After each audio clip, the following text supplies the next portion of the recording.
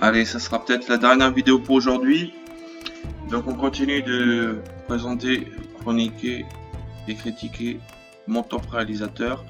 Alors oui, j'ai constaté que le micro, c'est le micro intégré de mon ordinateur portable, donc c'est pas de la top qualité. Et effectivement, il y a des moments où le son est étouffé et je sais pas pourquoi. Je peux rien y faire, j'ai aucun contrôle dessus. Donc désolé. Donc le prochain film sur la liste c'est The Barber. Donc j'en ai parlé dans ma vidéo sur les frères Cohen, si je dis pas de bêtises. Donc c'est un film qui éventuellement quittera la liste. Il faut que je le revoie. Moi j'avais bien aimé. On m'a dit qu'il était. J'ai déjà mis pas mal de films de frères Cohen, donc à la rigueur il quittera éventuellement la liste.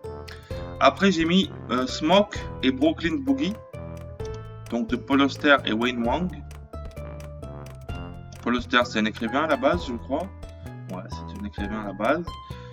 Et donc il a participé au film.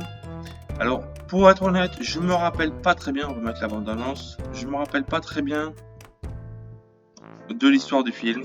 Je me rappelle juste que quand je l'avais vu, j'avais bien aimé, que ça m'avait marqué. Dans le style très... c'est comme un peu clair que c'est la vie... Ah, Jim Jarmusch, il joue dans le film, quoi. Ah ben j'aurais dû mettre ça dans la vidéo de Jim Jarmusch, peut-être. Mais c'est surtout lui, là, avec Ethel.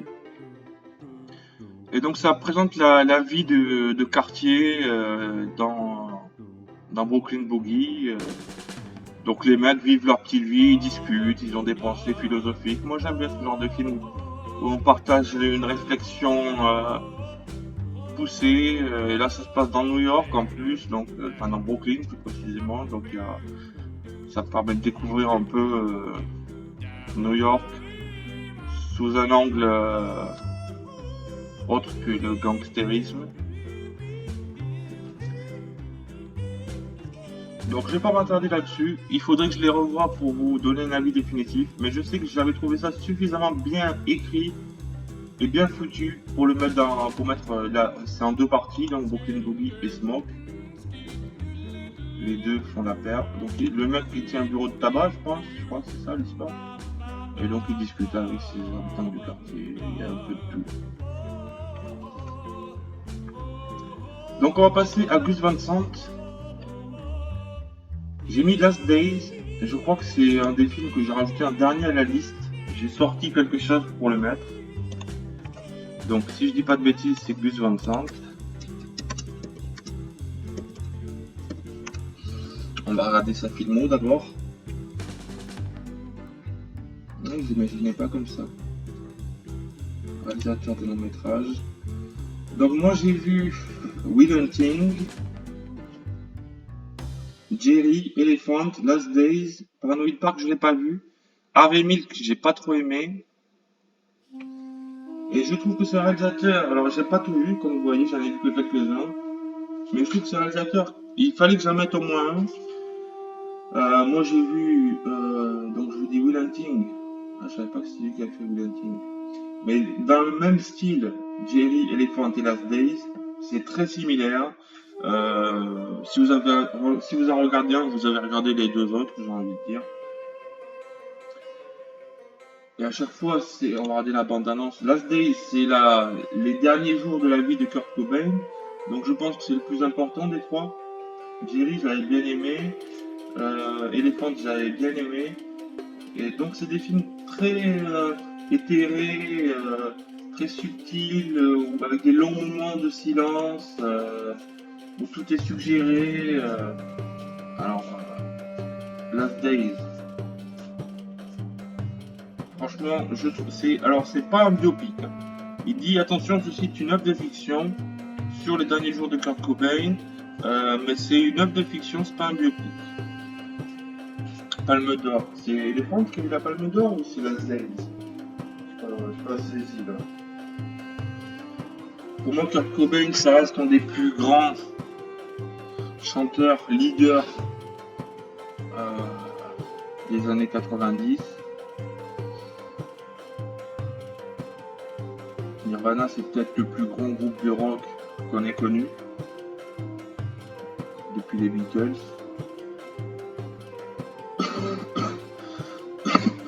Bon alors évidemment, il y a toujours ce truc qui me gêne dans les biopics.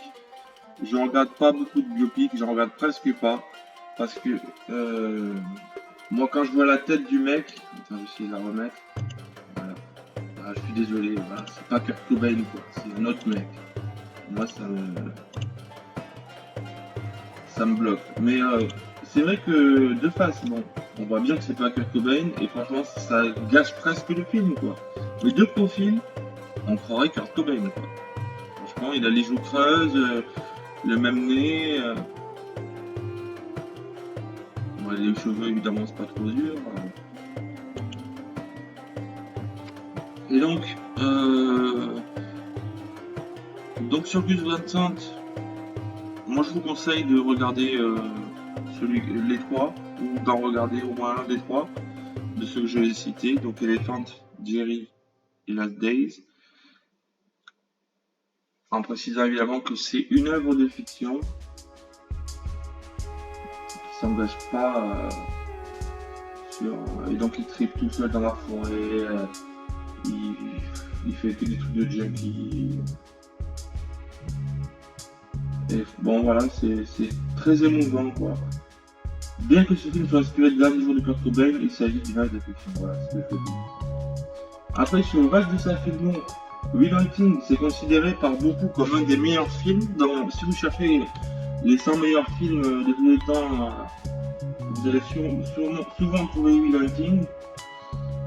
Moi, j'ai pas trouvé qu'il était si génial que ça. C'est un peu se torturer le cerveau pour rien, je trouve. Harvey Milk, que j'ai pas aimé non plus. Avec celui qui est devenu réalisateur après. Distribution. Sean Penn. Voilà. Qui est un bon acteur pourtant, il est aussi un bon réalisateur. J'ai mis aucun film de Sean Penn. Est-ce qu'on peut regarder dans la foulée filmographie en tant que réalisateur, mais pas. Parce que je sais qu'il réalise. Non. En tant que réalisateur, il a fait Into the Wild. J'ai pas adoré non plus.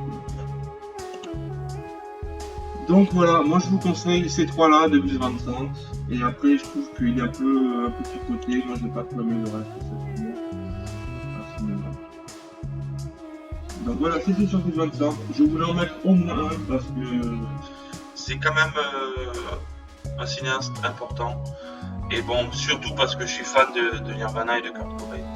Et si vous êtes fan de Nirvana et de Kurt Cobain, regardez Last Days, c'est très fidèle.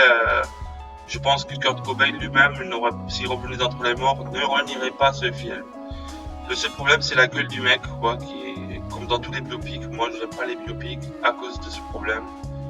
Quand je vois un mec qui n'est pas le bon, ça me bloque, quoi. Allez, on passe à la suite. J'avais dit que c'était la dernière pour aujourd'hui, mais comme elle est courte, je vais en faire encore une ou deux. Et je vous dis à bientôt.